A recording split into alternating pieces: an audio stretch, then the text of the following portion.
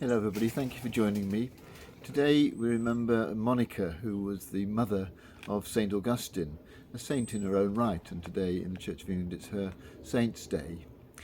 She found Augustine's movement away from the basic Christian principles in which she'd been brought up at the age of 17 very painful.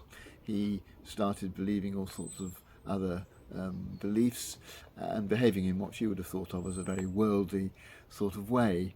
And she banned him from the house and tried all sorts of techniques to try and stop him behaving like that and to become a Christian again, none of which made any difference at all. And after a while she had a thought that this perhaps wasn't the right way to approach it, and so she started just praying for him and praying that he would change.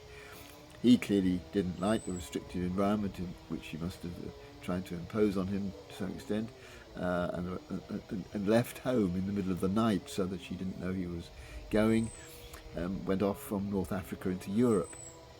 She, so determined that he should change, followed him through Carthage and Milan and to Rome and then eventually to Milan, and there they met again and spent more time together, and eventually, as we know, Augustine gave up his worldly life and his non-Christian beliefs and was converted to Christianity. It made me think about what techniques we can use if we want to change the people that we love. Sometimes there are people around us, people that we're fond of, family, friends, and we think that we don't entirely approve of what they're behaving, how they're behaving. We want them to be different.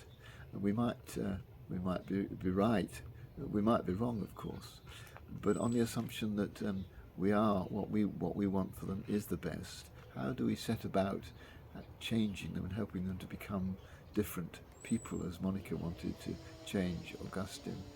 Well, I think prayer, Monica's method, is one obvious way for Christians to set about it. Another, and I think really vital one, is love. I think if you want to change somebody, the best way you can do it is to really deeply love them. There's a fine line, isn't there, between accepting someone as they are and condoning their behaviour, but it is a line that can be drawn, and we don't need to give people the impression that we agree with how we're behaving in order to fully accept them and deeply love them. Trying to manipulate, trying to control, like Monica did initially with Augustine, really doesn't work.